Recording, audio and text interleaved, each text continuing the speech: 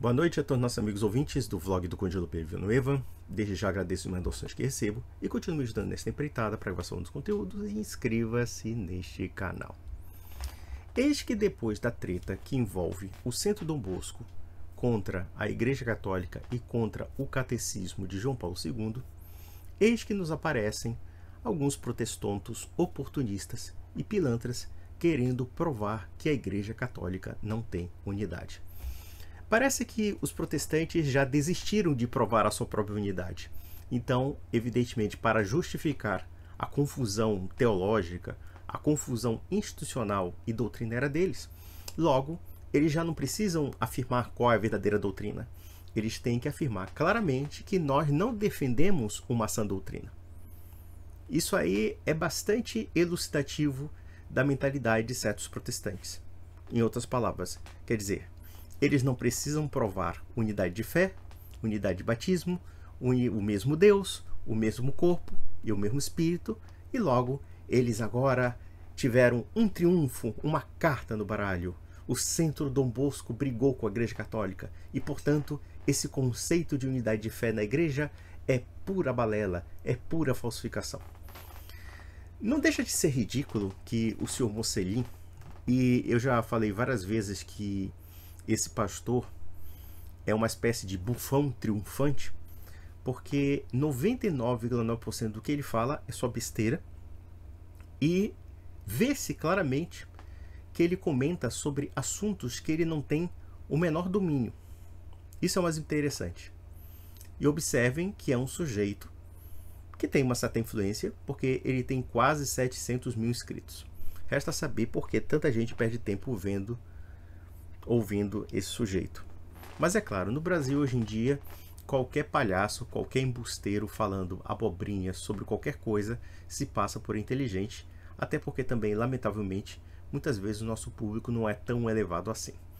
Mas já comentando sobre este vídeo, cujo título é Refutando a Unidade Católica, eu gostaria de propor ao Sr. Mocelin, já que ele está negando algo tão óbvio e evidente para 1 bilhão e 400 milhões de católicos, aqui eu faço a seguinte pergunta: onde está a unidade no protestantismo?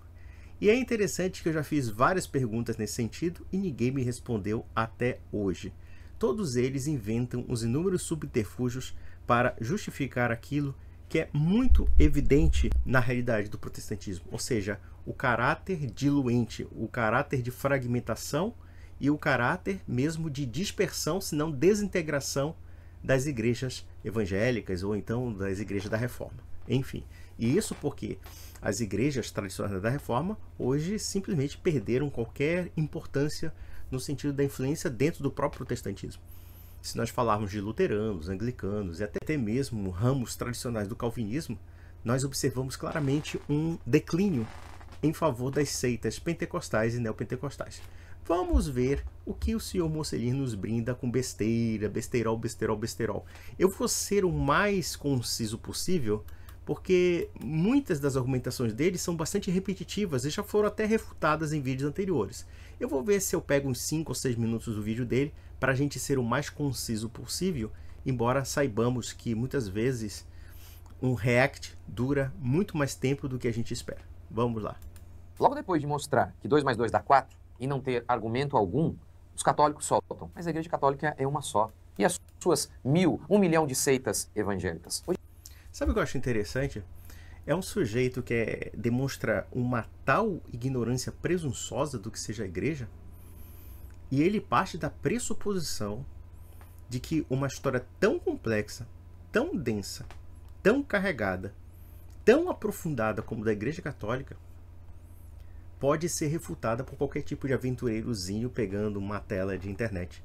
É interessante esse tipo de prepotência do homem mediano para baixo, do homem medíocre, pressupondo que refutou a Igreja Católica, quando na verdade nós observamos que o Mocelin nunca refuta a Igreja Católica, mas sim o espantalho que ele brada dela. Vamos lá.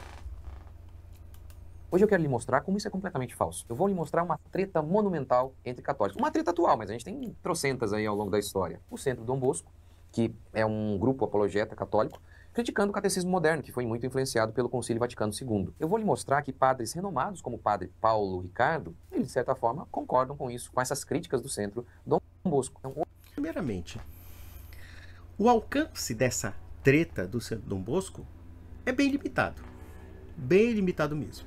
Se resume tão somente à Arquidiocese do Rio de Janeiro e alguns comentários de internet. Criticar o Concílio Vaticano II, como criticar os concílios da Igreja, para nós não significa a princípio problema, porque essas críticas foram feitas durante 50 e 60 anos.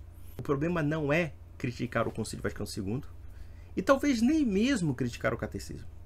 O problema é o modo como o centro Dom Bosco, numa evidente prepotência, tentar se arrogar ser magistério e pressupor que os bispos, em comunhão com o Papa, devam se sujeitar às suas, entre aspas, críticas, ou então essa crítica ser maldosa e muitas vezes muito mal fundamentada.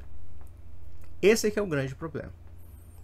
Porque criticar alguns pontos da Igreja Católica ou debater sobre certos pontos, contanto que não toquem em elementos de fé e moral, para nós não significa nenhum problema. E mesmo na questão dogmática, a Igreja passou séculos debatendo sobre vários assuntos para chegar a uma conclusão definitiva. Então, para nós, isso não é problema. O problema é a insubordinação, a desobediência, a falta de respeito e a provocação. E isso não é aceitável para um católico. O católico, quando ele faz uma crítica a um papa ou ao bispo, ele o faz de uma forma filial, respeitando e considerando a autoridade pela qual ele é representado. Porque a Igreja tem autoridades representativas, e são os bispos em comunhão com o Papa. E isso sem prejuízo, evidentemente, dos padres, assim sucessivamente. Mas, no núcleo da fé católica, nós temos que sempre considerar o fato de que a autoridade magisterial é importante e não pode ser negligenciada ou depreciada ou debochada. Igreja católica não é seita protestante em que cidadão troca de igreja como troca de roupa. Não. A Igreja Católica é uma instituição séria. É uma instituição que os seus representantes, as suas autoridades, devem ser respeitadas pelos próprios católicos. Esse que é o grande problema do Centro Dom Bosco, e isso sem prejuízo de outras provocações, como, por exemplo, publicar um catecismo do Trento com a capa amarela. Ou seja, está sendo provocativo contra a Igreja Católica. E nós sempre tivemos pessoas que são insubordinadas à autoridade legítima, como também à doutrina legítima católica. Isso aí para nós não é problema, o que não significa divisão. Porque a divisão pressupõe o quê? Pressupõe que um grupo dentro da Igreja Católica possa criar uma nova Igreja Católica e se separar e causar um racha dentro da Igreja. É o que não acontece. Pelo contrário, nós temos sim heréticos, cismáticos, que não querem aceitar a autoridade eclesiástica e enveredam por outro rumo, mas já não é mais católico. Aqui nós temos um abismo entre como funciona a dinâmica do protestantismo e a dinâmica do catolicismo. Simples assim. Vamos lá. Hoje você vai descobrir mais uma mentira católica, falsa unidade católica. Curta. Falsa unidade católica. Resta saber o que esse idiota entende por unidade católica. Vamos lá. Unidade católica implica obediência aos concílios ecumênicos, obediência ao credo apostólico, ao credo niceno-constantinopolitano, obediência aos bispos em comunhão com o Papa. Eu pergunto para vocês alguma coisa. Isso é uma falsa unidade católica? Claro que não. Todos os católicos devem necessariamente acreditar nestes fundamentos. E eles acreditam, sem prejuízo dos dogmas de fé que são comuns a todas as dioceses representativas da Igreja Católica no mundo. Então, onde é que está a falsa unidade católica? Esse cara não sabe nem o que ele está falando. Mas vamos lá, vamos ver o besteiro. Comente, se inscreva, bora para mais um vídeo. Vamos lá, gente. Gente, isso é muito importante, porque o que eu vou falar hoje toca no fundamento da Igreja Católica. Não é a questão de, por exemplo, ter uma boa igreja ali que tem alguns erros. Fundamentalmente, a Igreja Católica é completamente falsa. E o argumento... Se você está dizendo que a Igreja Católica é falsa, então os fundamentos pelos quais você segue como protestante são falsos. A Trindade é um fundamento católico, é um fundamento que vem da teologia católica. E por quê? Eu pergunto para você, protestanto, cite-me na Escritura a palavra Trindade.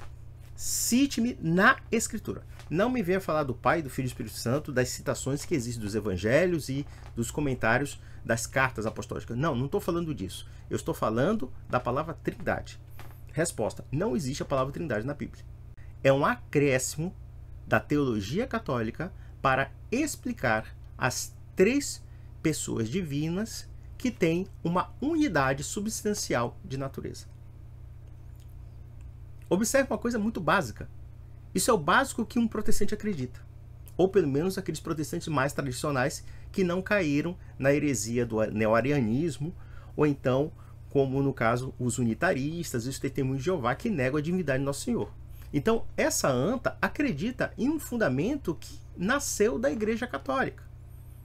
Outros aspectos da Igreja. O cânon bíblico. Nós temos o cânon bíblico do Antigo e Novo Testamento justamente por conta daquilo que a Igreja estabeleceu como legítimo e inspirado.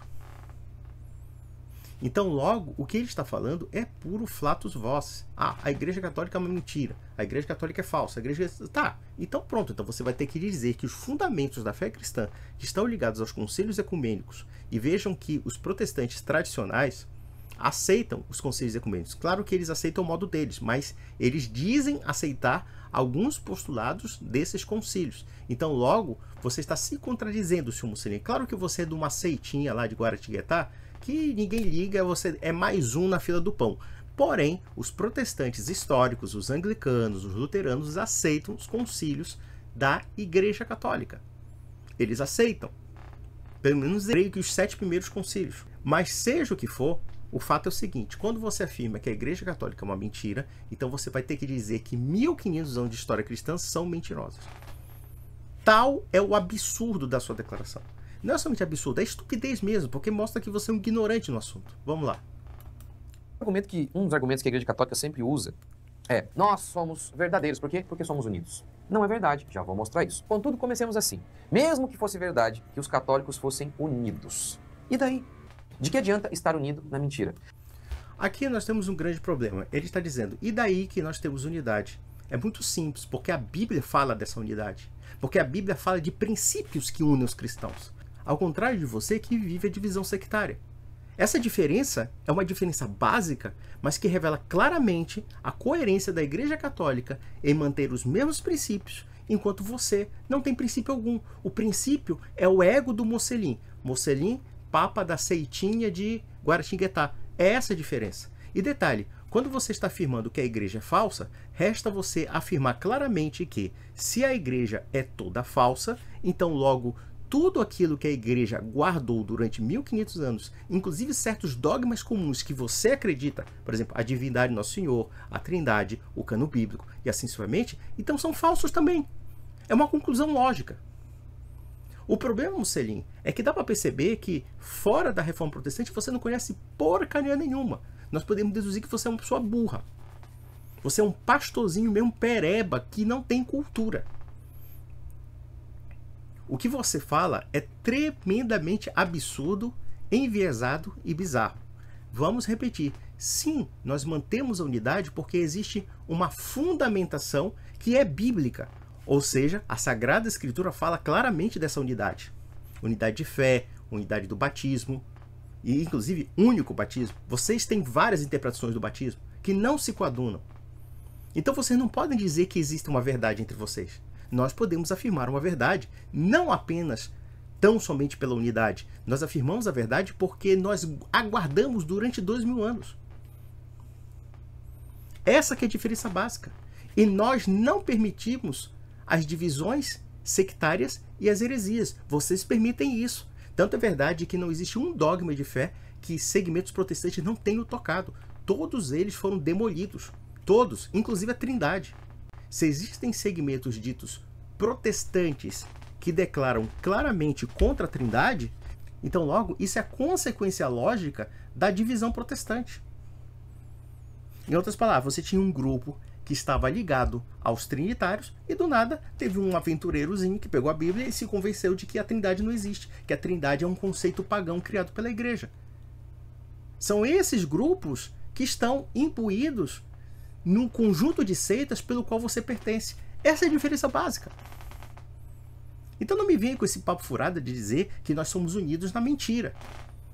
Vocês é que são desunidos na mentira. Nós não, nós somos unidos na verdade, e inclusive muitos dos preceitos pelos quais acreditamos servem de base também para vocês, pelo menos aqueles elementos menos heterodoxos. Vamos lá. De que adianta dizer, somos 1 milhão de igrejas. No mundo todo, em cada igreja é pregado a mesma coisa. 2 mais 2 é igual a 5. Olha só que coisa absurda. O sujeito faz uma falsa analogia, uma analogia completamente idiota, baseada no pressuposto de que, tá bom, se você está afirmando que a igreja é falsa, então me diga, Mocelim, qual das 30 mil seitas protestantes são verídicas? Quais delas estão falando a verdade? Porque a Bíblia fala de uma igreja que declara a verdade. E essa igreja não pode ser uma coisa casuística, circunstancial, inventada a partir do nada. Não, ela tem que ter uma continuidade histórica, a partir da sucessão apostólica, a partir de toda a historicidade do cristianismo. Isso você não vai me afirmar nunca. Aliás, teve um sujeito que ironizou a seita dele, dizendo que a Elma Chips, a indústria da Elma Chips, é mais antiga do que a seita dele. Quer dizer, aí ele vai dizer assim, ah, vocês católicos estão alegando a antiguidade? Sim, a antiguidade é que nos aproxima dos apóstolos. Essa antiguidade não é só pelo fato de ser mais antigo, não. É porque essa antiguidade nos aproxima diretamente dos apóstolos. Os nossos bispos são sucessores dos apóstolos. Isso é registrado historicamente. Ainda que alguns aventureiros, alguns pilantras tentem negar isso historicamente. E eles tentam porque sabem que é inconveniente para o protestantismo pressupor que durante 1500 anos de história só existia falsidades. É a coisa mais bizarra e absurda do mundo. Entre dogmas de fé católicos e 2 mais 2 e 5. Ora, então pronto, negue a Trindade, negue a Sagrada Escritura, negue tudo que foi produzido até 1500. Pronto, resolve o problema. Em todas as igrejas, é lindo de ver. Não importa onde você chegue. Em todas as igrejas católicas, 2 mais 2 dá 5. Não é lindo isso? Ele faz uma caricatura ridícula, quando na verdade, no protestantismo 2 mais 2 pode ser 5, pode ser 6, pode ser 7, pode ser 8, pode ser até 4, talvez algum acerte. E detalhe, essas igrejas que acertam em relação ao quê? Aos dogmas que foram preservados pela Igreja Católica. Como, por exemplo, a Trindade.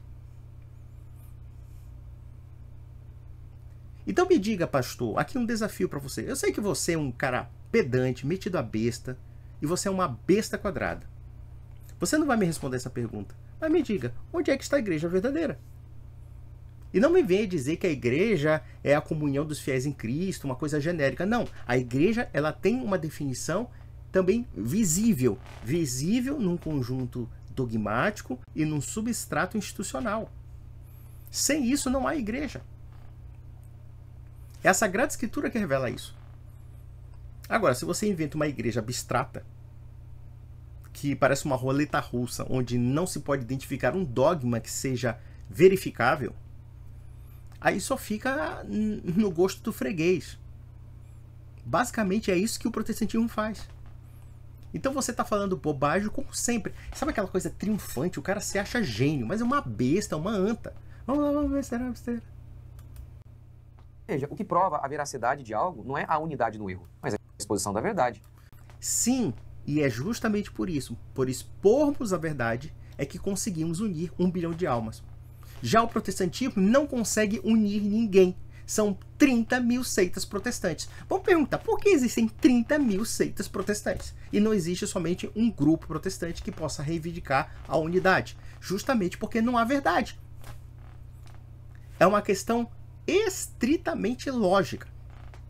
Existe uma diferença clara da união católica que implica claramente o fato de que aqueles conceitos de fé, aqueles elementos de autoridade, aqueles elementos magisteriais se preservaram no tempo, enquanto outros, que são no caso os protestantes, não conseguem preservar uma continuidade histórica em 500 anos.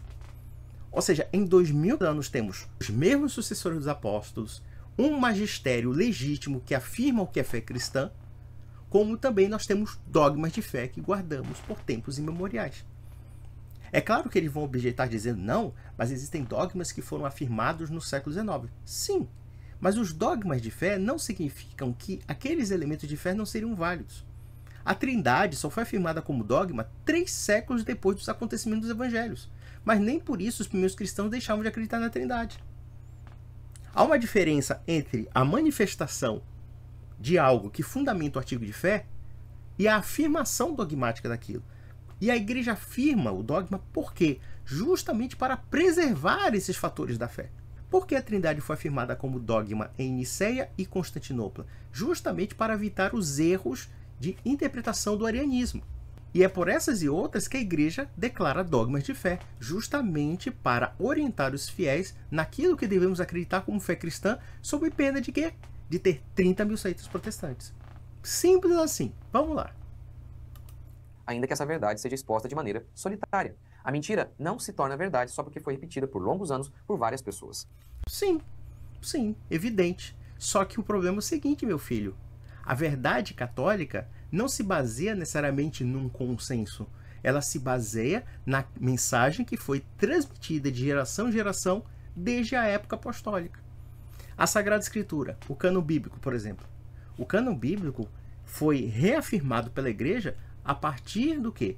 A partir do fato de que a igreja tinha ciência da autoria, não somente dos apóstolos e também dos evangelistas, como até mesmo do Antigo Testamento. E nós guardamos esse conhecimento por tempos imemoriais. Inclusive, por que você não tem evangelhos gnósticos na sua Bíblia? Porque a igreja desconsiderou esses textos, já que não faziam parte da tradição católica. Então, o que você está atribuindo à Igreja Católica não é a Igreja Católica, é outra coisa. E você precisa realmente bradar um espantalho, uma caricatura ridícula daquilo que não condiz com a Igreja Católica. Então o senhor vai ter que afirmar claramente que a Trindade é algo que é defendido por 1.400 bilhões de almas cristãs católicas como algo falso. Você vai ter que afirmar muita coisa do que você acredita como falso para também defender essa tese de que tudo na igreja é falso. E de que a igreja não sustenta a verdade de fé. E observem que, do ponto de vista da própria Bíblia, a igreja é a casa do Deus vivo, coluna e fundamento da verdade. E quando se fala isso, se diz claramente que essa igreja, durante 2.000 anos de história, foi orientada pelo Espírito Santo. Ela tem Cristo como cabeça. Mas eu faço uma seguinte pergunta. Qual igreja protestante da atualidade pode se dizer casa do Deus vivo, coluna e fundamento da verdade? Qual delas? Nenhuma. Nenhuma. Elas não têm nem mesmo certeza dos dogmas que acreditam. Essa é a diferença entre ser católico e ser protestante, dentre tantas e tantas outras diferenças. Vamos lá. Essa tese, a tese católica dessa unidade falsa como prova de verdade, olha, isso desmontaria o próprio avanço do conhecimento. Ao longo de toda a história, a ciência avançou justamente por não ser como a Igreja Católica. Até o século XIX, por exemplo, vamos citar um exemplo. Até o século XIX, todos acreditavam na teoria da biogênese. Ora, qual era essa crença? A crença de que de um pedaço de roupa podre surgiria vida. Desde Aristóteles, que se acreditava que vermes, um organismo ali, ele poderia nascer de um pedaço de carne em decomposição. Mas... Pastor, a sua equiparação é tão idiota, tão pueril, porque você está dizendo que os dogmas podem ser negados por esse preceito. Você está comparando a natureza dos dogmas, que são preceitos atemporais eternos. Por exemplo, a morte e a ressurreição de Cristo não pode ser algo evoluído como você está falando. A Trindade também não pode ser evoluída enquanto conhecimento, tal como você está afirmando da ciência. Ao afirmar isso, você está dizendo que os dogmas de fé podem ser negados. Então, evidentemente, de acordo com os avanços da arqueologia ou da historiografia liberal, que nasceu no berço protestante, podemos afirmar que Jesus Cristo não é Deus, que os milagres atribuídos a Jesus Cristo são inventados e, logo, dependendo da evolução dos estudos históricos, podemos modificar substancialmente qualquer coisa que foi afirmada como fé cristã que se refere ao nosso Senhor Salvador Jesus Cristo. Esse idiota não percebeu que a equiparação dele e a comparação dele acaba demolindo todos os preceitos cristãos. Primeiro porque, no âmbito da teologia e do dogma de fé, nós não podemos comparar aquilo que conhecemos como fé da mesma forma que conhecemos como ciência. São duas dinâmicas diferentes e são duas afirmações e objetos de verificação diferentes. os dogmas de fé nos orientam para verdades eternas e atemporais e que são relacionadas ao âmbito da salvação. Quando nós afirmamos a Trindade, nós estamos afirmando um conhecimento revelado por Deus no âmbito da salvação que não pode ser modificado nem evoluído segundo essa lógica. A única coisa que podemos afirmar da evolução, propriamente dita, é no sentido da compreensão do dogma. Então, por exemplo, quando nós afirmamos a Trindade, quando nós afirmamos os conceitos teológicos que fundamentaram a afirmação dogmática desse preceito, não houve uma mudança substancial daquilo que foi ensinado, mas tão somente um desenvolvimento teológico da explicação daquilo que entendemos como Trindade. E se a igreja consegue explicar isso, isso se encerra. A explicação da Trindade não tem um sentido de evolução no aperfeiçoamento a ponto até mesmo de anulá-lo. Não, é justamente o contrário. Esses fundamentos são eternos e atemporais. A única coisa que se desenvolve é a explicação sobre aquele tema que é eterno e atemporal.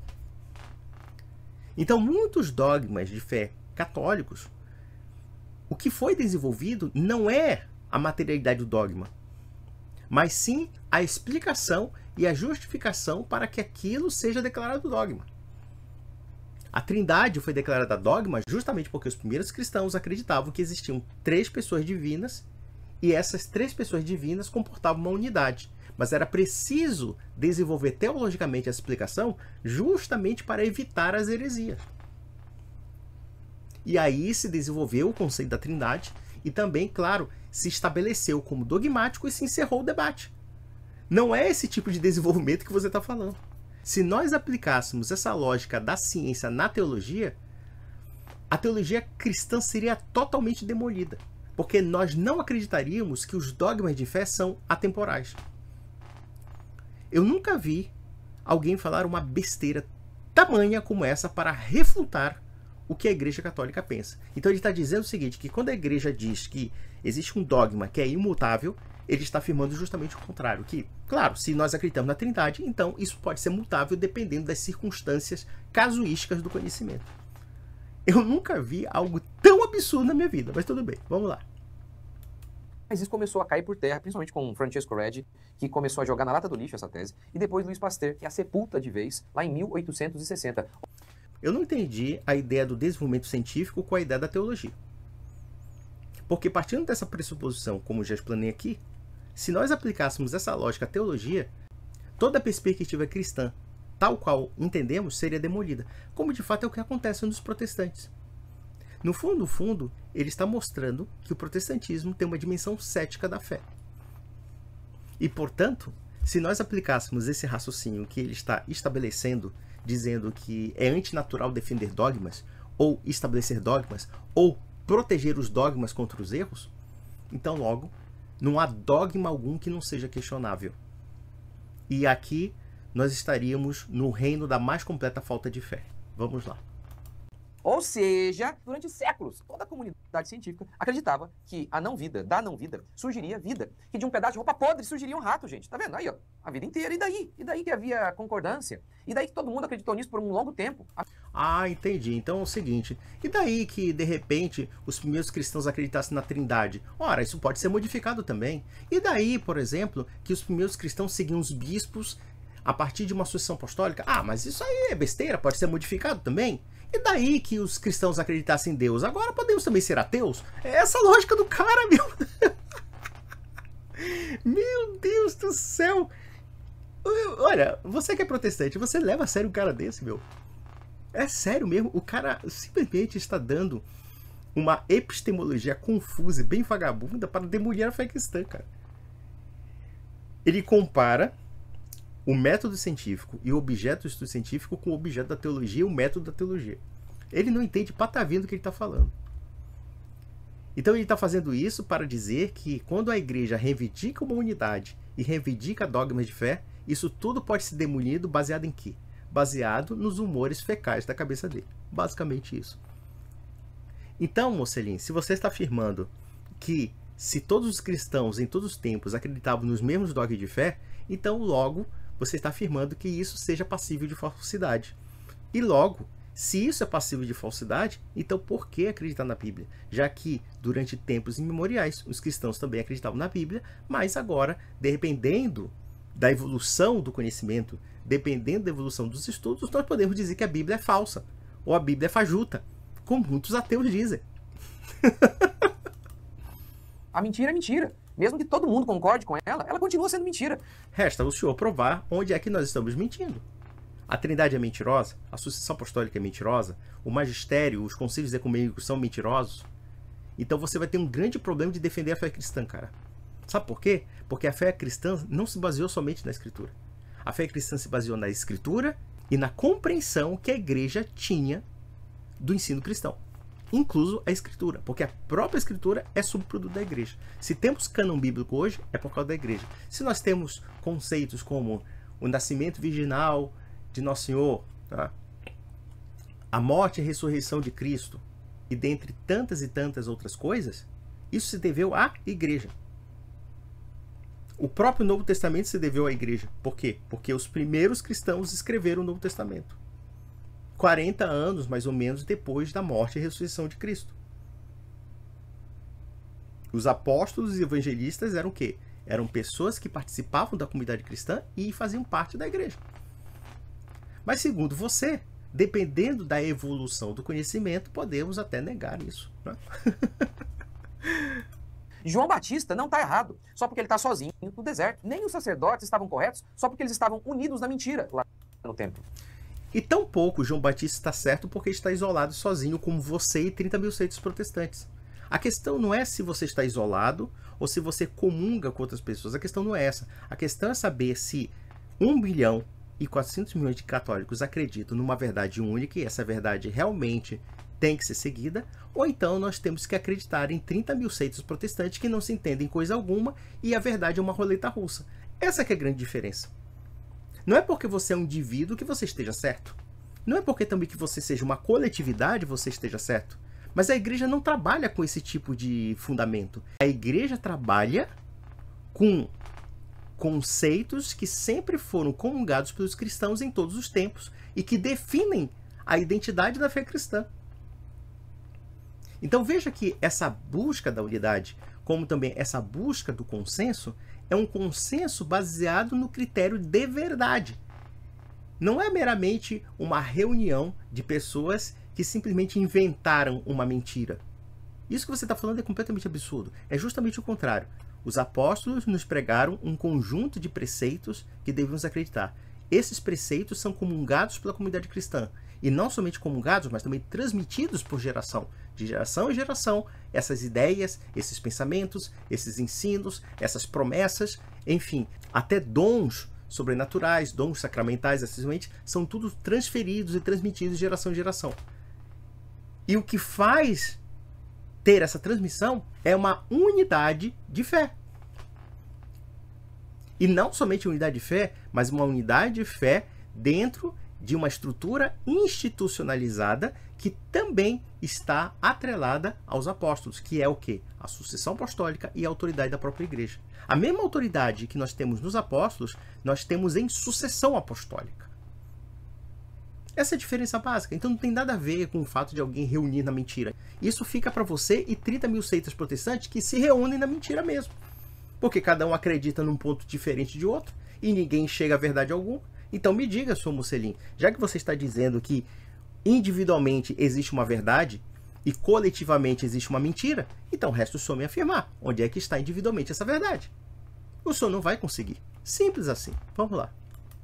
Ok, agora vamos dar um exemplo de que a Igreja Católica é só um guarda-chuva que acolhe todo tipo de gente com as mais variadas crenças ali. O Centro Dom Bosco, um importante grupo apologético católico. Vamos entrar aqui, mostrar para vocês isso aqui, uma postagem recente deles, de um livro que eles estão divulgando. Que é o seguinte, né? O livro é uma crítica ao catecismo moderno, influenciado pelo Concílio Vaticano II. Olha aí, ó. A moral do novo catecismo sofreu alterações. E aí, vamos lá, isso aqui é uma crítica que eles estão fazendo. Olha o que o catecismo moderno diz. O homem, o novo fim da sociedade. A pessoa humana é e deve ser o princípio, o sujeito e o fim de todas as instituições sociais. E aí o Centro Dom Bosco responde. Olha, não seria o nosso Senhor, que é Jesus Cristo, o verdadeiro princípio e fim de todas as coisas? E eles estão completamente certos. Ai. Primeiramente, aqui nós vemos uma adulteração, não somente dele, como do Centro Dom Bosco. Quando nós falamos que o homem é o fundamento das instituições sociais, nós estamos falando do quê? De uma vida em sociedade. E evidentemente que dentro dos propósitos da lei natural, do bem comum e mesmo das prerrogativas divinas, o homem é o centro da sociedade. Aí eles colocam que a igreja, ao afirmar que o homem é o centro da sociedade, ou seja, de uma camada inferior, mas que implica as relações sociais, eles estão dizendo o seguinte: olha, Jesus Cristo é o centro de todas as coisas. Uma coisa é ter a centralidade dentro das instituições sociais. Outra coisa é ser o centro de todas as coisas. Vocês não concordam comigo? Então vejam que a crítica é bem capciosa, tanto do Centro Dom Bosco como dele. Ninguém está dizendo que a fundamentação das instituições sociais não sejam para o céu, não sejam para Deus. Ninguém está negando isso. Mas dentro da realidade humana, da realidade concreta, o homem, ele é, de fato, o epicentro da relação social. Porque é o homem que se relaciona com outro homem. É um homem que vive em sociedade. E essa sociedade existe em função das suas necessidades. Isso é a coisa mais óbvia do mundo. Ou vocês vão dizer que Deus necessita da sociedade? Meu Deus do céu, como é que esse pessoal... não, deixa pra lá, vamos lá. Eu já fiz esse vídeo, gravei na minha igreja, na nossa igreja, não foi. Eu mostro como que hoje a própria sociedade, ela tem um ídolo que se chama o homem. O Estado moderno, influenciado lá pela Revolução Francesa. Não, o Estado moderno lá influenciado pela Reforma Protestante, já que a Reforma Protestante sujeita a igreja ao Estado, lembre-se disso, vamos lá. Ele tem o homem como fundamento da sociedade. E é por isso que é uma desgraça. Se eu não gravei esse vídeo, eu vou gravar, hein? Mas, enfim, concordamos com isso aqui. Então, tá vendo? A própria Igreja Católica, os próprios católicos estão criticando o catecismo moderno. E daí? E daí? Eu pergunto uma coisa. Existe algo chamado magistério e existe outro algo chamado Centro Dom Bosco. Se o Centro Dom Bosco não tem uma compreensão sociológica da vida social, é problema deles. A dimensão que o catecismo está falando sobre a questão da vida em sociedade, ali está tendo uma dimensão sociológica. Ninguém está negando o propósito divino pelo qual o homem tem que buscar. Se está dizendo claramente que a realidade social tem como centro o atendimento das necessidades humanas. Essa é a coisa mais óbvia do mundo. Isso desde Aristóteles, desde Platão. O homem é um ser social. Isso não está dizendo que devamos excluir o reinado social de Nosso Senhor. Uma coisa não é excludente de outra. Vamos lá.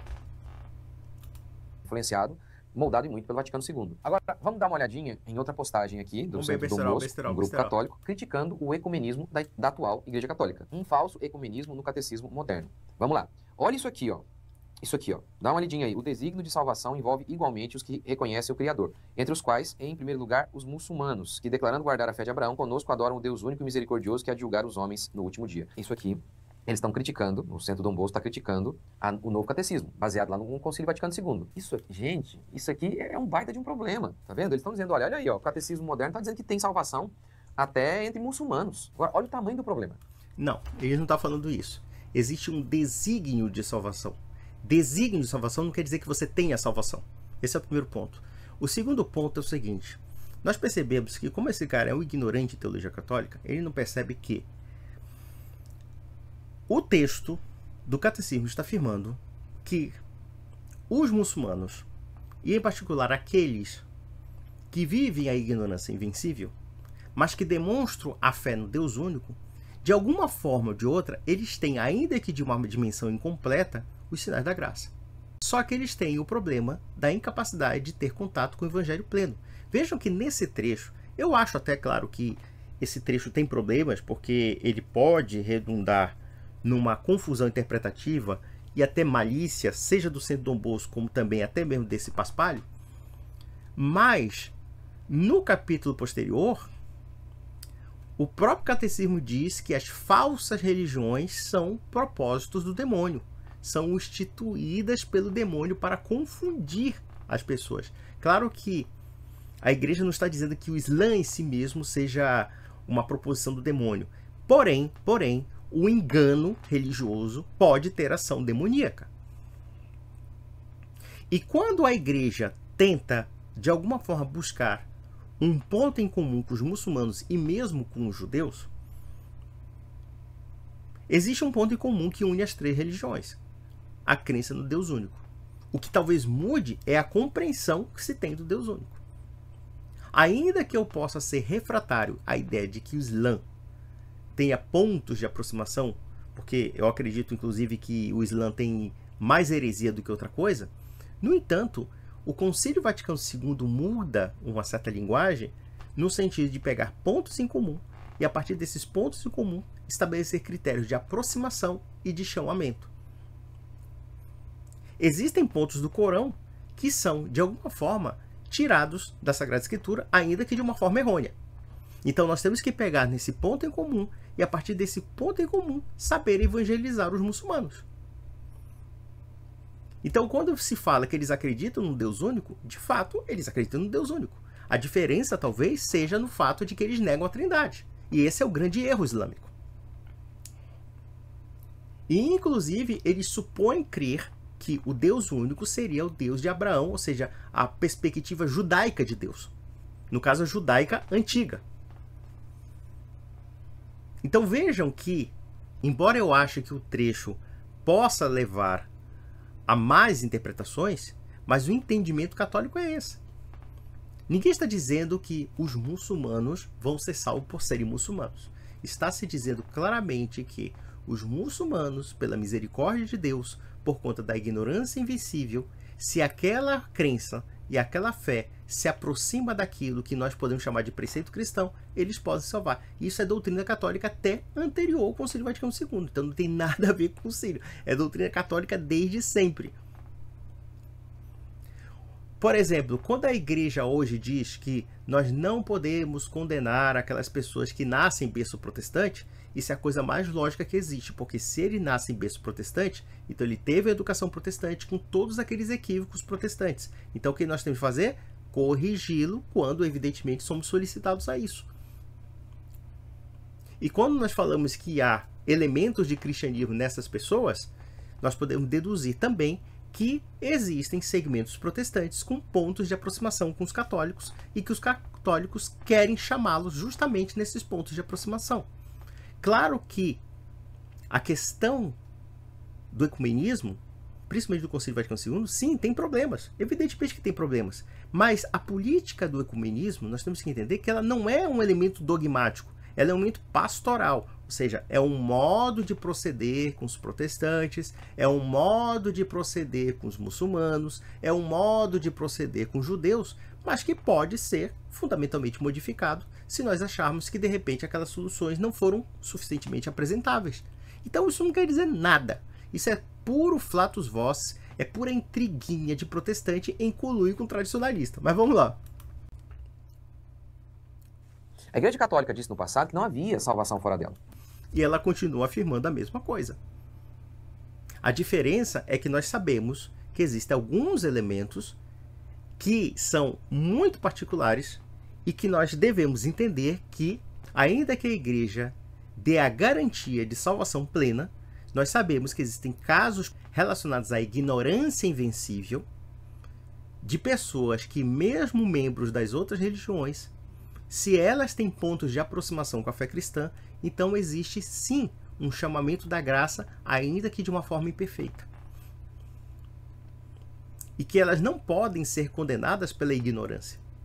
Essa que é a grande questão e a grande sacada da Igreja Católica, mesmo quando ela diz que só existe salvação dentro da igreja. E ela está certa, porque ela é portadora da plenitude da verdade no que diz respeito à salvação. Mas ela sabe muito bem que nem todas as pessoas têm ciência da verdade que ela prega. Mas ela também crê na misericórdia divina, e a misericórdia divina também salva aquelas pessoas que estão na ignorância.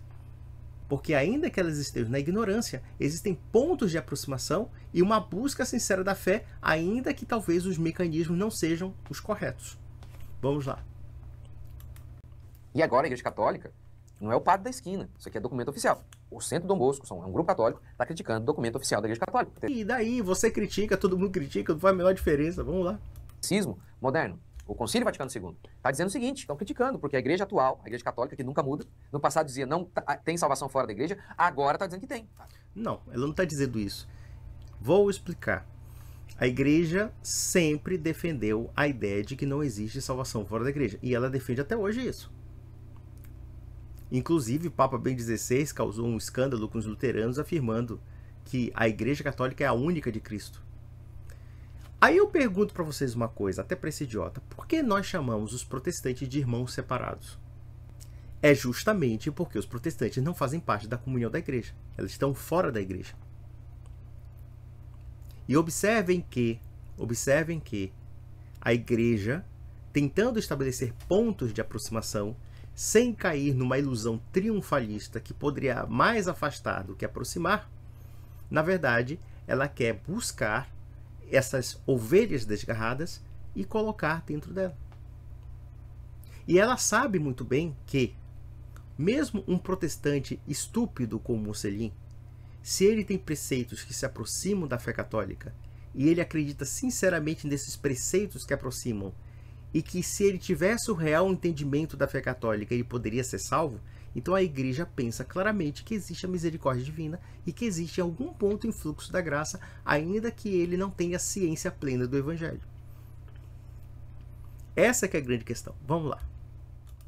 Até entre muçulmanos. Ó, só para citar um concílio, vai. O quarto concílio de Latrão. Há uma só igreja universal dos fiéis, fora da qual absolutamente ninguém pode ser salvo. Isso é evidente e continua sendo até hoje.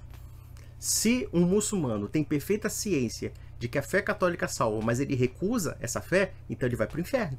Simples assim. E no Concílio de Trento, que foi feito contra a Reforma Protestante, para tentar conter a Reforma Protestante, eles excomungaram os protestantes. Sim, excomungaram por quê? Porque eram hereges. Eles eram católicos e como eles se enveredaram pela heresia, então eles foram, ó, tchau. Agora, no Concílio Vaticano II, eles chamam os protestantes de irmãos separados. Sim, e vocês continuam separados até hoje. Por que será que nós chamamos de irmãos separados? É porque vocês não pertencem à igreja.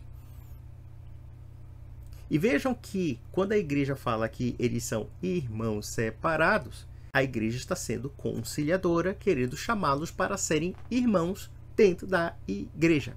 Vamos lá. Por isso que tinha muita gente brava com o Papa, o último Papa comunista aí.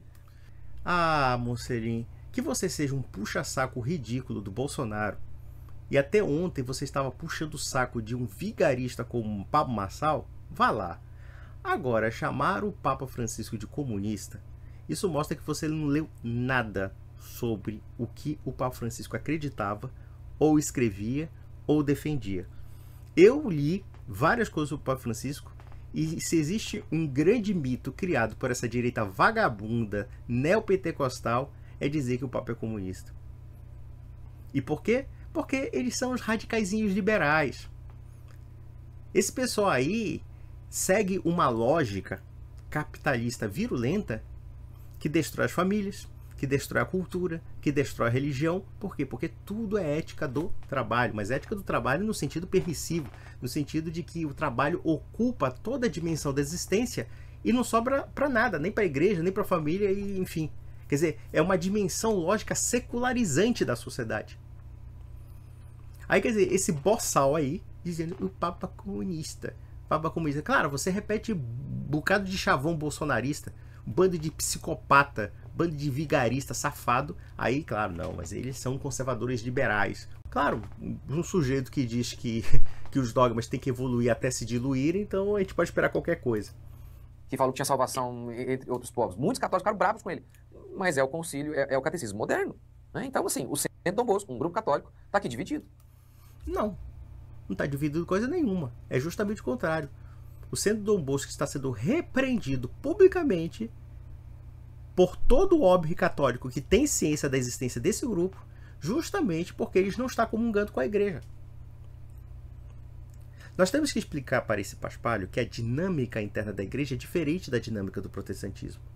Digamos que de repente o Centro Dom Bosco entre em um cisma completo a ponto de negar toda a autoridade da igreja católica e assim sucessivamente.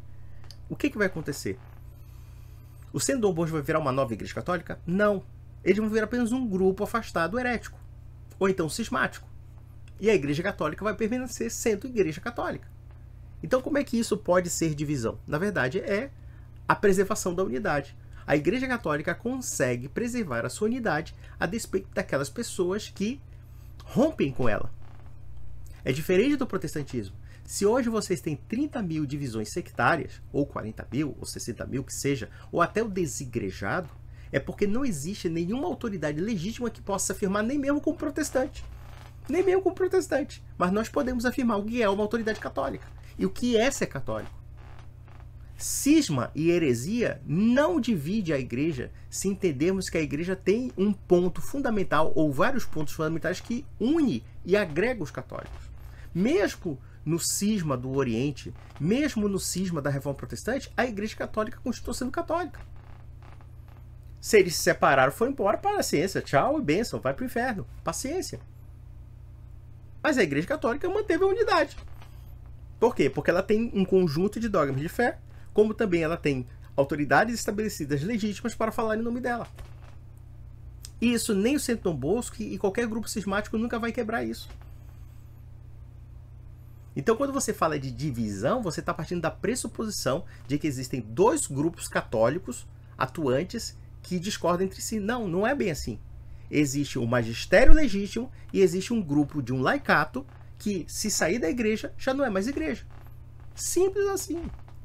Porque a autoridade eclesiástica é que fundamenta, de fato, o ser católico. Não é um leigozinho gravando um vídeo dizendo o Papa não é Papa, o Papa é comunista. Foda-se o que ele fala. Não tem importância, não tem validade para o católico. O que tem validade para o católico é aquilo que se ensina no magistério. Simples assim. Está dividido. Está dizendo, está errado. E não é só o Centro Dom Bosco, não. Por exemplo, nessa questão aqui do ecumenismo. O padre Paulo Ricardo, nesse videozinho aqui, ó, ele diz explicitamente, pergunta para ele, olha, os evangélicos são salvos? E ele diz que não. Ele dá uma... No comecinho ele tenta dar uma ensaboada, mas ele acaba dizendo. Ele fala explicitamente, as outras religiões são falsas. E olha, se esse cara lesse o catecismo, descobriria que o catecismo fala basicamente isso. Porque, como nós falamos aqui, uma pessoa de outra religião só pode se salvar, se é que podemos entender assim, se houver pontos de aproximação com aquilo que nós entendemos como católico e se ele estiver em ignorância invencível. Vamos fundamentar melhor. Se o evangélico tem ciência da fé católica, ele sabe que a fé católica é verdadeira, mas mesmo assim insiste em não se converter, então ele sim é um pecador miserável que ele vai para o inferno. Se você defende o erro, você tem ciência de que está errado, mas mesmo assim vai se aprofundando nesse erro, então realmente você não tem a graça e você realmente não tem a fé. É muito simples. Só que esses detalhes, essas nuances, essas antas não acreditam, até porque como eles são calvinistas em sua maior parte, eles acreditam realmente que todos os muçulmanos são muçulmanos porque eles têm que ir para o inferno e acabou. No fundo, eles não acreditam na misericórdia divina. Nós católicos acreditamos. Então, quem vive a falsa religião, ou uma religião enviesada, se ele pelo menos segue alguns pontos da lei natural que prenunciam um influxo ainda que imperfeito da graça, vamos analisar, por exemplo, um Aristóteles, um Platão, que nunca conheceram o Nosso Senhor. Alguém vai dizer que eles estão no inferno? Claro que não. Claro que não. Eles não tinham ciência da salvação. Eles não tinham ciência da revelação. A revelação era restrita ao povo judeu, e do povo judeu foi para o mundo. Existem inúmeras implicações que podemos explicar onde se aplica a ignorância invencível. E a partir dessa ignorância invencível, existem pontos de aproximação com a fé católica e de distanciamento. E se aquelas pessoas que, tendo ciência da fé católica, como eu, por exemplo, como muitos católicos, e detalhe, isso pesa mais para quem tem conhecimento do que aqueles que não têm, se eu, por exemplo, sendo católico, continuo agindo como não católico, as chances de ir para o inferno são muito altas. Então é muito simples. Faz uma controvérsia idiota, porque não conhece teologia, vá a merda. E abre aspas, o que a revelação diz é, quem não crê e não for batizado está condenado. E aí, no contexto da fala dele, fica claro que batismo ali é o batismo católico. Ou seja, quem não crê e não for batizado na igreja católica não está salvo. Ele diz isso. E ele... Sim, a princípio sim. O que não nega os elementos atenuantes. Os elementos atenuantes da graça.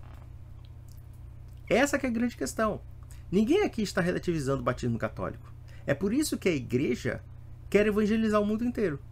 Justamente para que as pessoas tenham perfeita ciência da verdade e que não caiam em nenhum erro.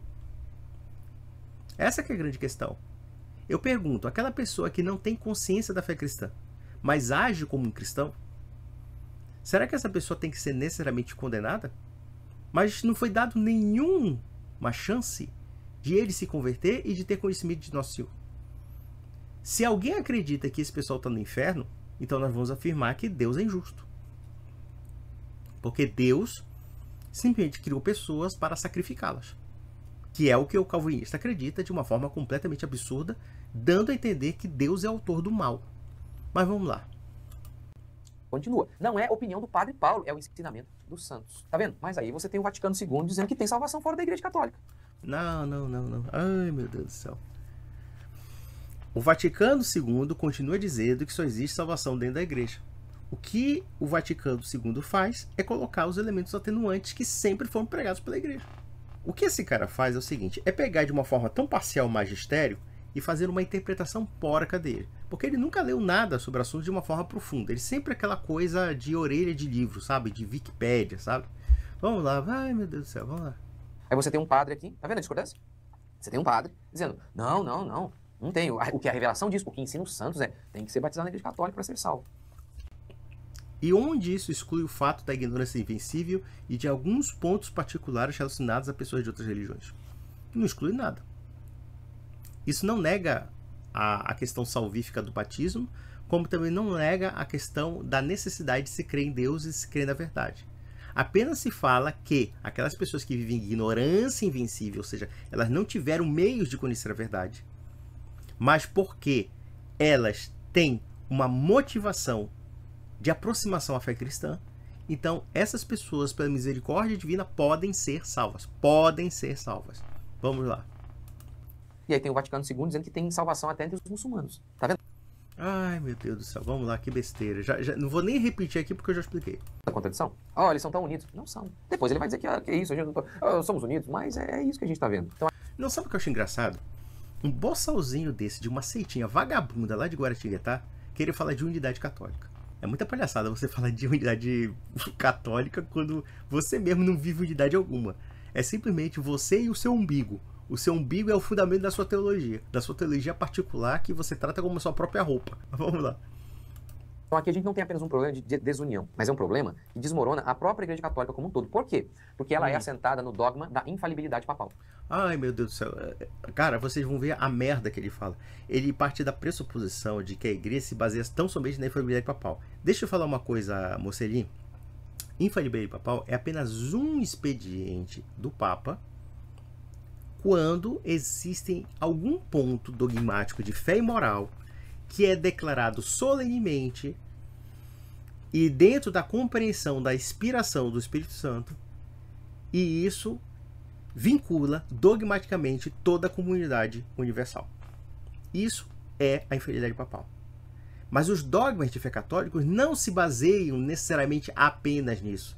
Os concílios ecumênicos não se basearam necessariamente na infalibilidade papal. Elas se basearam na infalibilidade da igreja como um todo. Concílio de Niceia, Constantinopla, mesmo o Concílio de Vaticano II. O que aconteceu?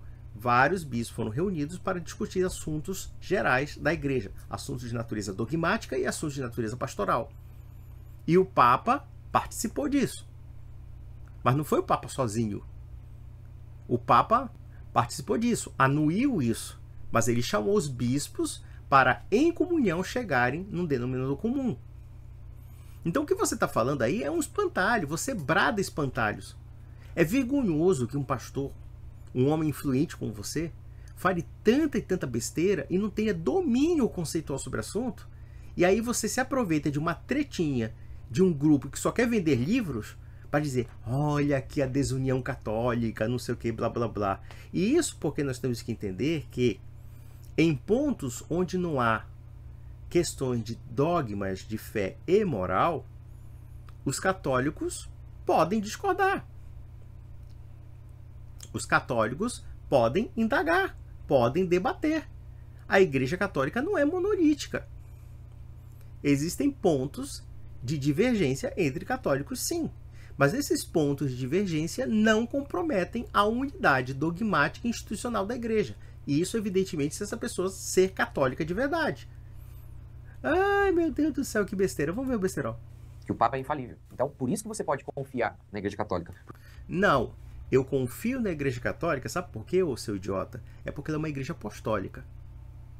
Eu confio no Papa porque ele é sucessor de Pedro. e porque foi dado para ele a função de preservar o munus e o depósito da fé. É por isso que eu confio no Papa. É claro.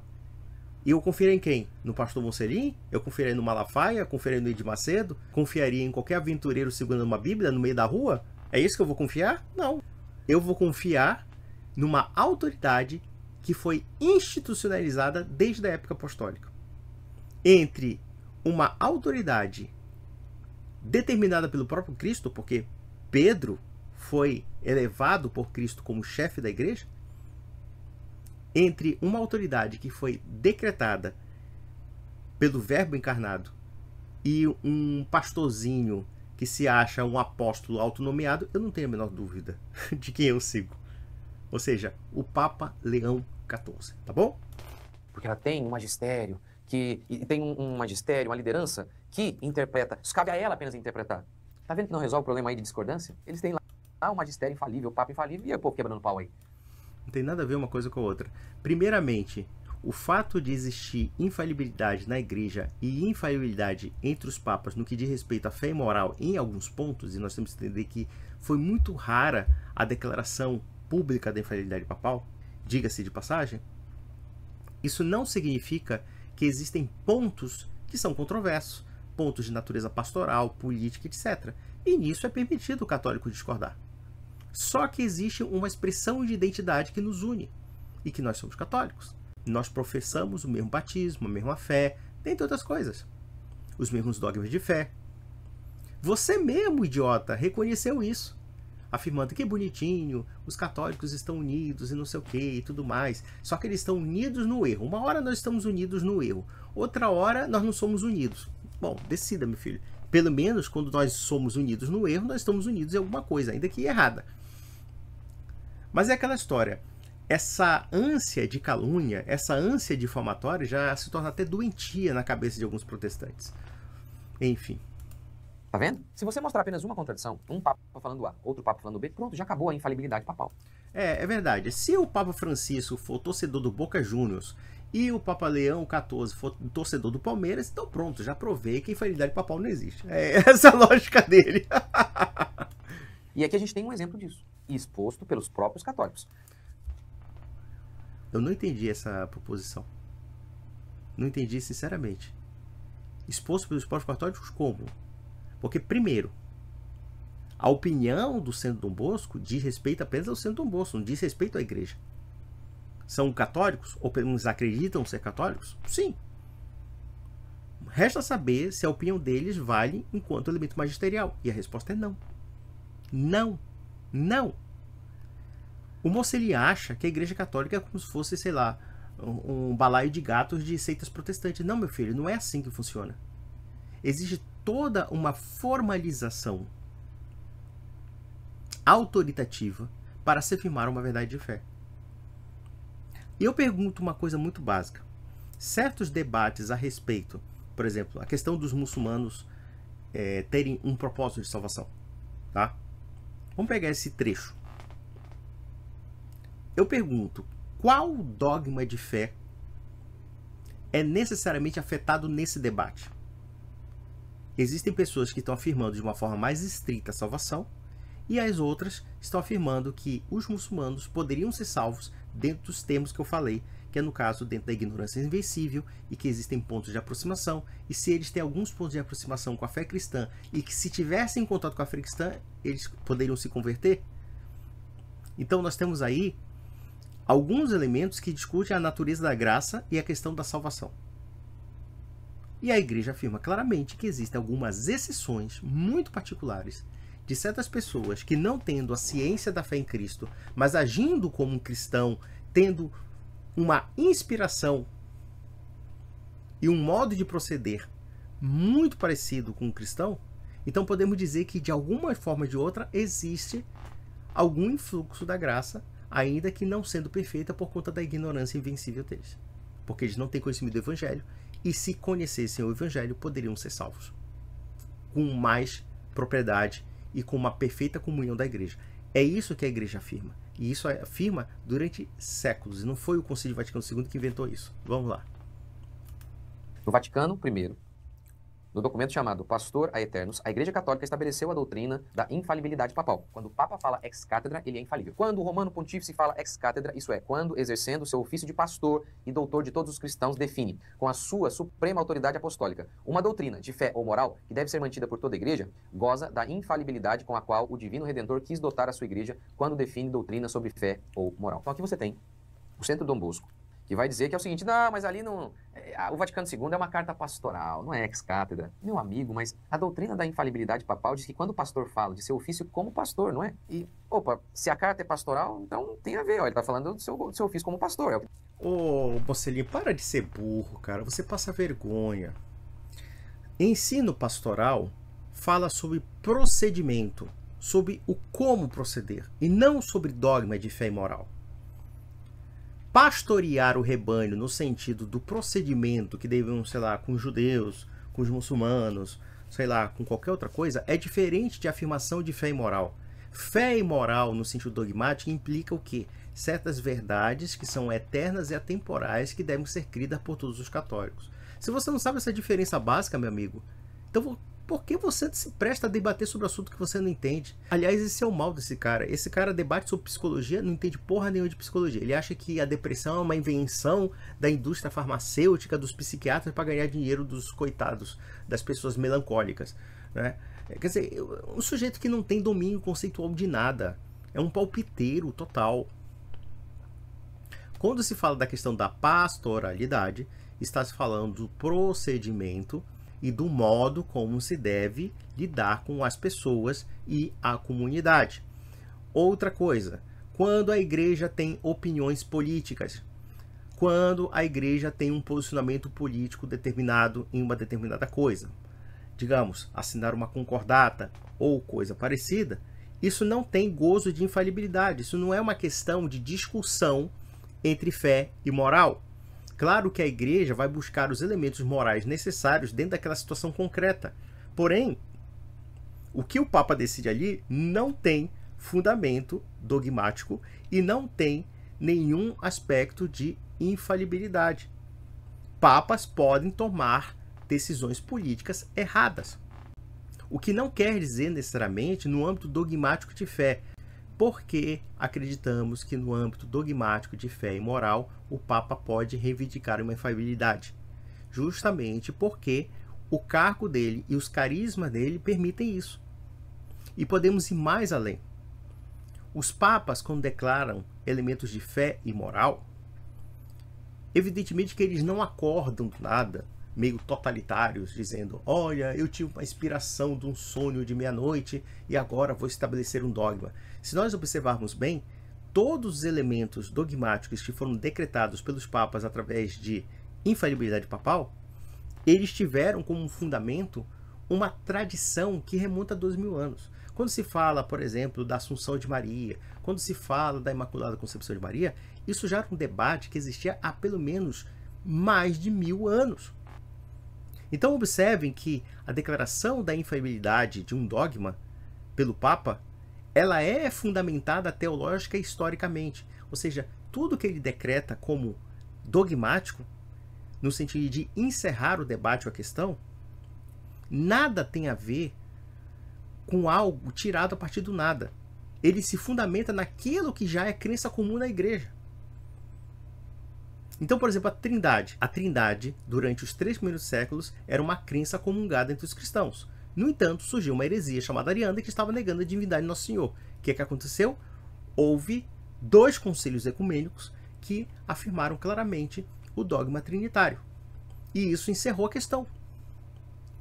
E essa declaração é infalível por causa do aspecto conciliar. E teve a anuência do bispo de Roma. Teve a anuência do bispo de Roma, de um representante que apareceu em Niceia e deu o aval, em consenso com as demais igrejas. Então é basicamente isso. Esse cara tá falando bobagem sobre besteira. Declara a infalibilidade. E tem mais. A infalibilidade não tem a ver com assuntos de fé e de moral. Ora, os assuntos tratados ali no Concílio Vaticano II têm a ver com fé e moral. Sim, existem alguns elementos do Concílio Vaticano II que gozam de infalibilidade porque são elementos dogmáticos que já foram declarados por outros papas e outros concílios.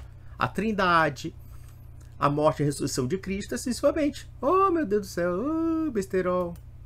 Mas o Vaticano II foi convocado pelo Papa João XXIII, continuado pelo Papa Paulo VI. Participaram bispos do mundo todo sob a autoridade papal. Gente, se isso aqui não é um documento ex-cátedra, então o que é? Mas aí, ó... Ai, meu Deus do céu, esse cara abusa dos conceitos de uma forma vergonhosa. Ele não sabe diferenciar pastoralidade e declarações de dogmas de fé e moral. Meu Deus do céu, que homenzinho burro, hein? Olha que coisa interessante. Um padre renomado aqui no Brasil, José Eduardo, diz que é rebeldia dizer que, olha, esse documento aí, o Vaticano II, ele não é ex-cátedra. Olha lá. Olha o que ele declara. Um dos erros mais crassos desse catolicismo polemista de internet é esquivar-se da obediência à igreja alegando que tal ou qual documento não foi publicado ex-cátedra e, portanto, concluem eles, não estaria coberto pela infalibilidade. Tal doutrina nunca foi católica. Então, você está vendo aqui, eles tretando aqui em relação. O que é ex-cátedra, o que não é? Tá, mesmo assim. O que o padre José Eduardo está dizendo é que, mesmo que a orientação seja pastoral, nós devemos obedecer dentro do âmbito da pastoralidade, ainda que não tenha um critério definitivo de dogma. Esse cara tem uma leitura tão porca do assunto, sabe? Dá vergonha, cara, dá vergonha. Olha, Mussolini, você dá vergonha, cara, porque você não está entendendo nada do que você está falando. Quando se fala da questão pastoral da igreja, a igreja orientando um modo e um procedimento, é claro que esse modo e procedimento nós católicos também devemos seguir, o que não quer dizer que esses critérios não possam ser modificados, justamente porque eles não são critérios dogmáticos. Eles são critérios, muitas vezes, dentro de uma circunstância determinada e, como tal, nós podemos aplicar dentro daquela circunstância. Pastoralidade significa o quê?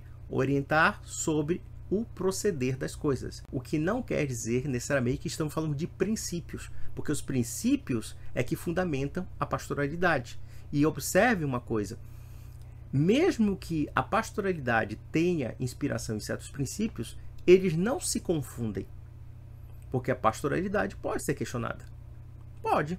Vejam que o padre José Eduardo coloca o seguinte: o católico tem que obedecer à pastoralidade, mas isso não quer dizer que não seja objeto de questionamento. Eu posso questionar uma ação da igreja que não seja dogma de fé e moral, mesmo obedecendo essa pastoralidade. Ai, Jesus de Nazaré. Assim, tem que submeter ou não tem? Tá vendo? Oh, mas eles não são unidos. Tal doutrina nunca foi católica. Todo católico deve aderir com religioso obséquio na vontade e da inteligência aos ensinamentos do magistério autêntico, ainda quando não proclamados de modo definitivo. Perfeitamente. Ou seja, a pastoralidade é uma declaração que não tem um caráter definitivo.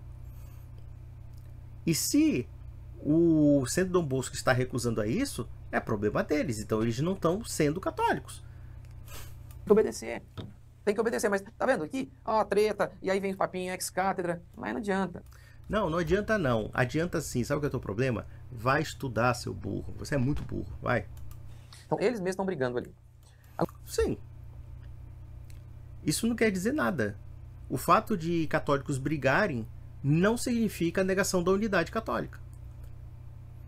Justamente o contrário. Nós estamos discutindo dentro de um núcleo, dentro de um centro, sobre os aspectos dessa pastoralidade, os aspectos do modo do procedimento.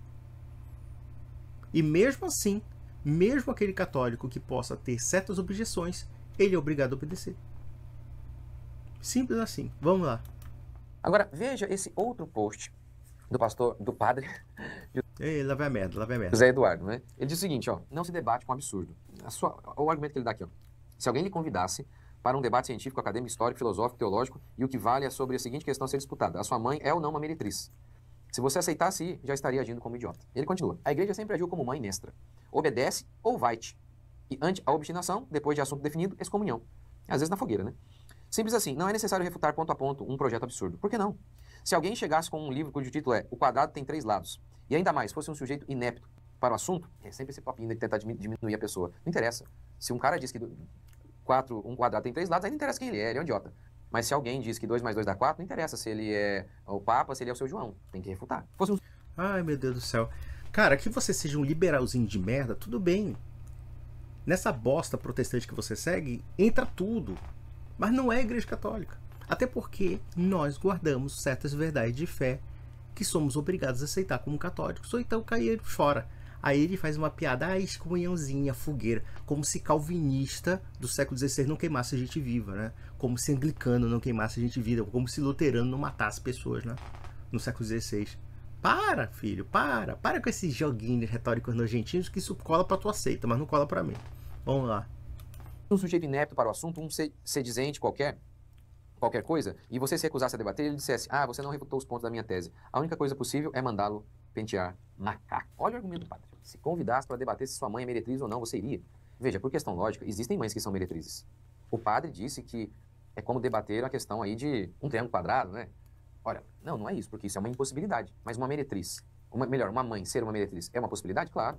No início, por ser criança, você pode não perceber. Mas depois, se alguém chega com provas, e aí você não quiser ouvir, aí é prova de ignorância pura. Cara, deixa eu te falar uma coisa para você chegar a esse cúmulo da idiotice humana.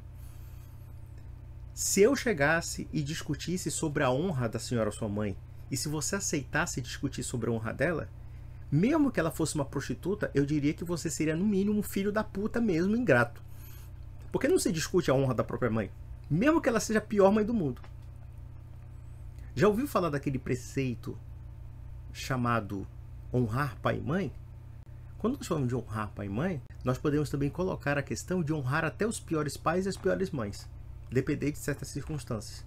Então, por exemplo, um homem que tem uma mãe prostituta, mesmo que ela seja prostituta, ele não vai colocar em discussão a dignidade da sua mãe.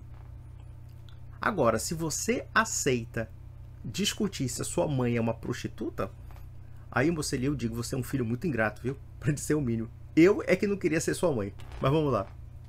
É o que acontece com muitos padres. E aí, o que ele faz? Fecha os olhos. E ele conclui, não precisa debater. Veja como que a igreja sempre lidou, como ele mesmo disse, com aqueles que expõem seus erros. Obedece ou vai embora. Primeiramente, quem disse que a igreja errou? É você quem está dizendo isso. Se eu, por exemplo, expusesse os erros do Mocelin na seita dele, vocês acham mesmo que ele aceitaria os erros dele? Eu acho muito pouco provável para um sujeito tão vaidoso, tão narcisista e tão idiota como ele. E isso porque a igreja não defende seus dogmas por narcisismo, por modismo, por nada. Ela defende os seus dogmas justamente porque é a razão de viver da igreja, sem a qual não seria mais igreja. Mas da feita que esse sujeito diz que, dependendo da evolução do conhecimento, nós podemos até refutar dogmas, e partindo da pressuposição de que ele aceita debater se a mãe dele é prostituta, cara, então a gente espera qualquer coisa. É excomungado. E na realidade, é um pouquinho diferente. Obedece ou morre, né? Como se isso fosse diferente na Genebra do século XVI do Calvino, como se isso fosse diferente nos países luteranos do século XVI, como se isso fosse diferente na igreja anglicana, e isso porque até o século XIX os católicos eram proibidos de ter cargos, eram proibidos a liberdade religiosa e assim sucessivamente.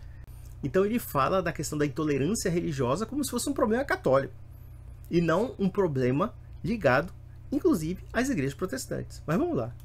Aí é fácil ter unidade, né? Eu já fiz outros vídeos aqui mostrando que o fundamento católico da infalibilidade papal é podre. Já fiz, olha esse vídeo aqui, ó. A igreja católica, de maneira oficial, ex-cátedra, o Papa proibiu a leitura da Bíblia. E aí? Ai, meu Deus do céu, não acredito nisso, cara. Dá pra perceber claramente que você não sabe o que é um ensino ex-cátedra. Vou repetir uma coisa muito básica para um idiota como você.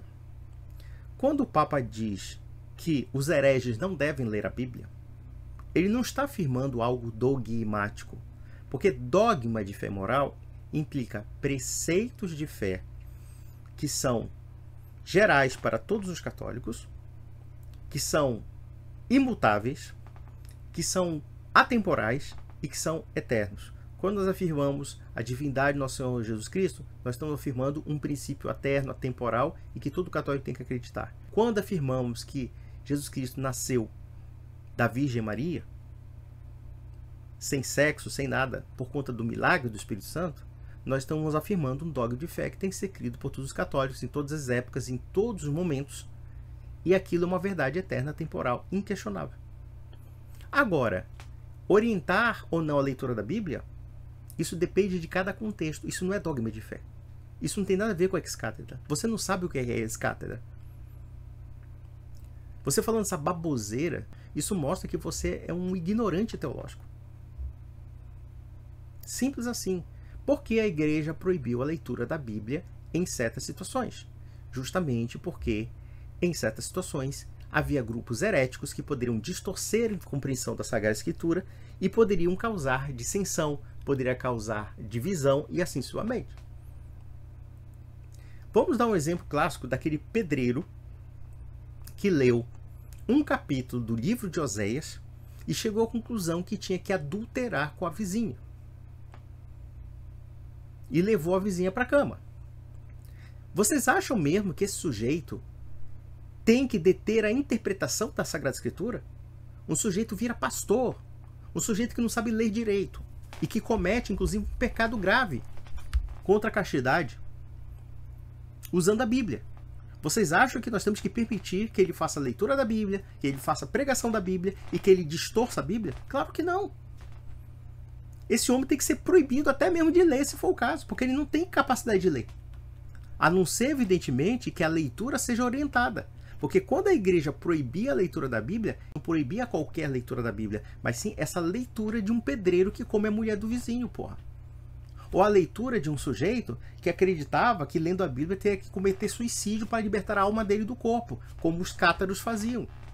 Ou então a leitura maluca de alguns elementos da Reforma Protestante que acreditavam que nós temos que voltar à pureza de Adão. Vocês sabiam disso? Que na época da Reforma Protestante surgiram seitas que pegaram a Sagrada Escritura e começaram a crer que deveriam andar pelados por aí, voltando à natureza original de Adão. Os adamitas. Aí você vai dizer que nós temos que permitir que eles leiam a Bíblia e façam essa interpretação porca e criem realmente uma seita em que todo mundo ande pelado e depois todo mundo está fornicando, está fazendo putaria e pronto. É isso que você está falando. Foi por isso que a igreja proibiu a leitura da Bíblia em certas situações. Mas não toda a leitura da Bíblia, mas sim a leitura enviesada, a leitura errada da Bíblia. E ela está certa. Ela está certa. Agora, se você acha que uma má leitura significa que o sujeito tem o direito de comer a mulher do vizinho, paciência, pô.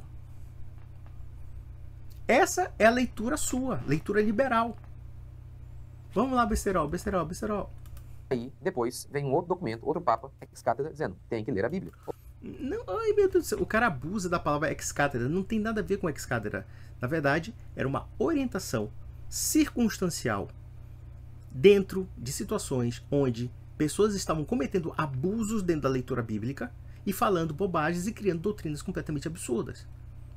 Por que a Igreja Católica, que é guardiã da fé cristã, deixaria, por exemplo, que um sujeito pegasse a Bíblia e começasse a pregar à comunidade cristã que Cristo não é Deus? Como aconteceu com os arianos, como aconteceu com muitas seitas protestantes ligadas ao calvinismo, como, por exemplo, os unitaristas, ou então os socinianos na Polônia, que também pregavam a mesma coisa. Diziam, olha, aqui, em capítulo de João, Jesus Cristo diz, o Pai é maior do que eu, logo, Cristo não é Deus. É o que eles afirmavam. Aí eu pergunto, a Igreja Católica tem que permitir que a heresia cresça, que a heresia contamine o orbe cristiano e que, de repente, as pessoas deixem de crer na divindade de Cristo? É isso que você está afirmando? Você prega a liberdade para o erro, a igreja não. É por isso que a igreja proibiu a leitura da Bíblia de certos grupos, mas não proibiu a leitura geral. Ela não tem valor ex-cátedra no sentido que você está falando, porque ela não tem expressão dogmática. É por isso que a igreja fala, olha, a leitura errada da Bíblia tem que ser proibida, mas a leitura certa tem que ser incentivada. Como de fato o Concílio Vaticano II, como de fato outros documentos da igreja, falando, olha, a leitura da Bíblia é edificante, contanto que seja a leitura do magistério da igreja. A igreja não proíbe a leitura da Bíblia, a igreja proíbe a leitura errada e herética da Bíblia. Todos os documentos que condenam a leitura da Bíblia condenam a leitura herética, não a leitura em si mesma. Se você tem uma leitura católica da Bíblia, por que a igreja proibiria? Não tem o menor sentido. Ou seja, as discordâncias entre os católicos são antigas. Não, filho, é porque você não entende o que é razão de fé e moral e o que é eminentemente pastoral, o que é eminentemente político e o que é eminentemente circunstancial. São situações muito diferentes. Porque uma coisa é afirmar dogma de fé e moral para todo o orbe católico acreditar como elemento dogmático. Isso é ex-cátedra. Outra coisa bem diferente é uma ordenação pastoral, é uma orientação comunitária, né? É uma proibição particular de uma situação que pode ser revertida. Por exemplo, vamos lá. Na época de Galileu Galilei foi processado pela Inquisição e, ao contrário das más línguas, não aconteceu absolutamente nada com ele. Porém, as obras dele foram proibidas. E por que foram proibidas? Porque a igreja entendia que essas obras deveriam ser pesquisadas, revisadas, para entender se aquilo era uma ameaça à fé. E por incrível que pareça, na época de Galileu, a obra dele foi proibida, mas 100 anos depois de sua morte, a obra foi publicada, foi permitida a sua publicação. Por quê? Porque a igreja compreendeu que, a despeito dos erros de Galileu, aquilo não afetava a fé dos fiéis. E foi permitida a sua publicação. Onde é que está isso, dogma de fé moral? Não há dogma de fé moral nenhuma. É só, tão somente, um expediente da Igreja Católica. Você tem essa treta aqui, mas tem muito mais. Você tem, por exemplo, católicos carismáticos a todo lado aqui, ó. Canção Nova, eles são continuistas. E aí você tem os católicos, a Igreja Católica, que é sensacionista. A lista de divergência entre eles é extensa. Meu Deus do céu, esse cara não sabe nem o que une os católicos para falar uma besteira dessa, mas vamos lá. Portanto, se a unidade prova a veracidade, mais um argumento contra a Igreja Católica. Aqui não disse nada. Ou seja, é um argumento contra a igreja porque eu não concordo com a Igreja Católica. Essa é a argumentação desse palhaço aí. Ó, o cara parece que tá com um demônio no couro. E, como eu estou mostrando, não é unida assim não. Tem um monte de divisão aqui. Isso aqui é apenas um exemplo. Essa aqui é uma treta que a gente está tendo acesso agora por conta da internet. Cara, olha, vamos ser bem sincero. A tua seitinha de merda nasceu com certeza de a divisão de uma outra seita. Ou então você criou do nada essa seita. Então você quer falar de unidade católica, dá para perceber claramente que você não entende o que é unidade católica. Vamos pegar, por exemplo, os carismáticos e vamos pegar outros segmentos da Igreja Católica. Todos eles professam a mesma fé, professam os mesmos dogmas, professam as mesmas autoridades apostólicas, que no caso são os bispos em comunhão com o Papa. Enfim, onde é que está a discordância em torno disso? As discordâncias que existem entre eles são meramente circunstanciais. Meramente circunstanciais. Não são discordâncias doutrinárias e nem discordâncias dos dogmas. Me diga, onde é que está na Igreja Católica alguém que não acredite na Trindade? Alguém que não acredite, por exemplo, que o Papa é a maior autoridade da Igreja? Se ele não acredita nisso, ele já não é mais católico, isso é automático. Ele já é passivo de excomunhão. É muito simples. Então, por exemplo, a Igreja Católica tem várias formas devocionais internas, mas essas devoções internas, por exemplo, os agostinianos, os dominicanos, os franciscanos e assim sucessivamente, eles têm formas devocionais distintas, mas todas elas convergem no mesmo dogma de fé e nas mesmas autoridades. São manifestações devocionais da fé católica, como seria, por exemplo, os carismáticos, embora com todos os exageros e excessos que os carismáticos têm. No entanto, eles são considerados católicos justamente porque eles têm os mesmos credos que os meus e eles obedecem às mesmas autoridades que eu obedeço. É muito simples. Ai, meu Deus, catequizar essa anta. Mas o que mais tem aí é treta entre os próprios católicos. Só isso, né? A Igreja Católica, ela isso aqui não mostra apenas uma questão de desunião, mas mostra um problema grave. Um documento católico oficial, Excatra, diz, outro vem. Ah, não, deixa. Esse cara é muito burro. É muito burro. É burro demais. Meu Deus, ele não sabe nem o que ele tá falando. Isso, meus amigos, é isso. Demorou bastante, mais de 1 hora de vídeo. Vamos ver se com os cortes diminui o vídeo, mas até a próxima.